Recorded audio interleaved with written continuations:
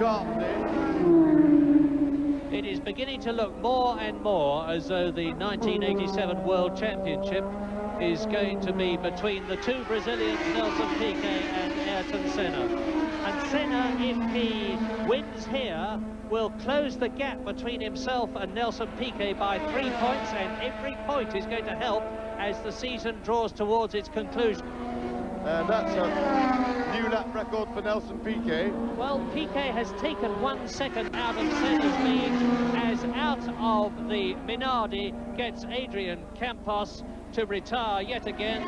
The little Spaniard has failed to finish in any of the 11 Grand Prix of this year. Well, Mansell now over 20 seconds behind Nelson Piquet and starting to fall back towards Gerhard Berger. At the moment, Berger is some 9 seconds behind Mansell. Certainly lapping quicker than he is. Yes, race order, lap 39. Senna, 5.6 seconds ahead of Piquet. Lotus-Honda ahead of Williams-Honda. Nigel Mansell is out of the reckoning unless either Senna or Piquet hit problems. When I say out of the reckoning, I mean from the point of view of a win.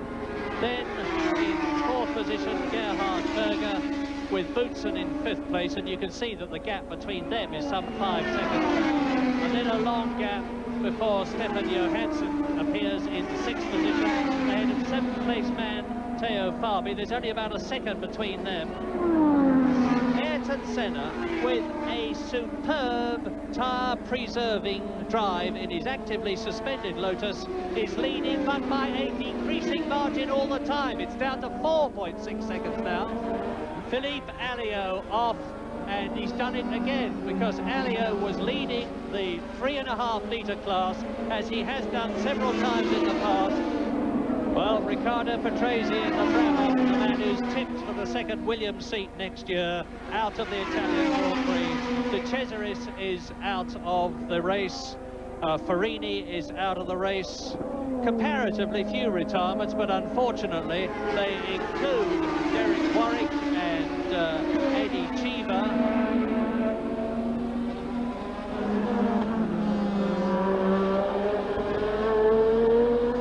Look at Ginzani, who is 8th, being lapped by race leader Ayrton Senna, and he is on his 43rd lap, and off goes race leader Ayrton Senna. That's loaded, he rejoins, but his tyres will be covered in dirt and muck.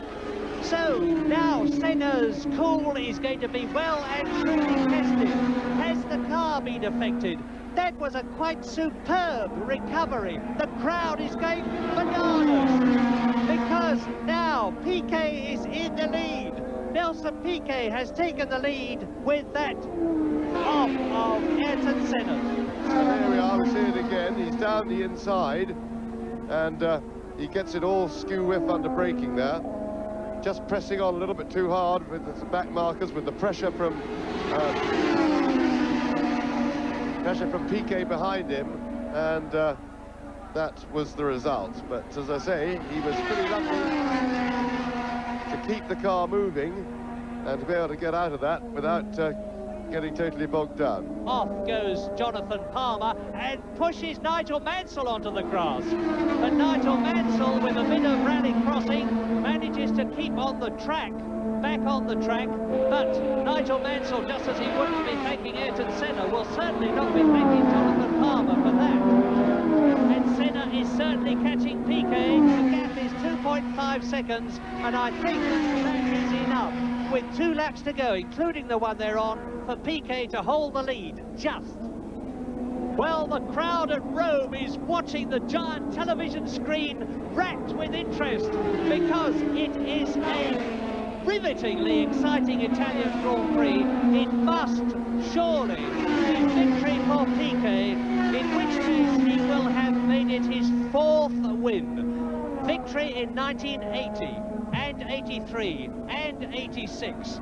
He's just rocketed round and managed to stave off Ayrton Senna despite the younger Brazilian's efforts. Piquet has got it at the moment, but he's got to pray that there's no misfire from the engine as he sputters for the last drops of fuel. Tremendous battle we've had between the two Brazilians, and really quite a good race.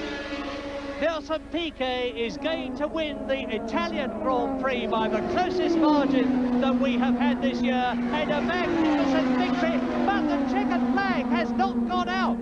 The checkered flag, there's the official who should have shown the checkered flag. Now, this is an incredible development. The checkerboard showed that they were on their last lap, but the checkered flag is now being shown, and a hoot of derision from the crowd. As in Austria, the finish line official has failed to notice the winner crossing the line, but with jeers and shouts and catcalls from the crowd, it's Senna. Senna run out of fuel. Yeah, he crossed the line though, and he was back right off as he went over the line, so Senna judged his fuel right.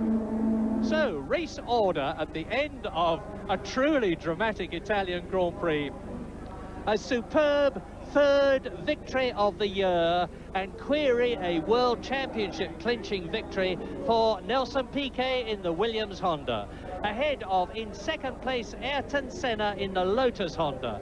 Third, Nigel Mansell in the Williams-Honda. Fourth is Gerhard Berger in the Ferrari. Fifth is Thierry Boutsen, and sixth is Stefan Johansson. And that means that Nelson Piquet is now even further ahead of Ayrton Senna in the Drivers' Championship. Nigel Mansell is still third, and Alain Prost is still fourth, but right out of contention. In the Constructors' Championship, Williams look as though they've got it made, but up into second place ahead of McLaren has come Lotus. Well, after that Italian Grand Prix, we know that some of you like to keep in touch with why people retired and where they finished, so here are the details.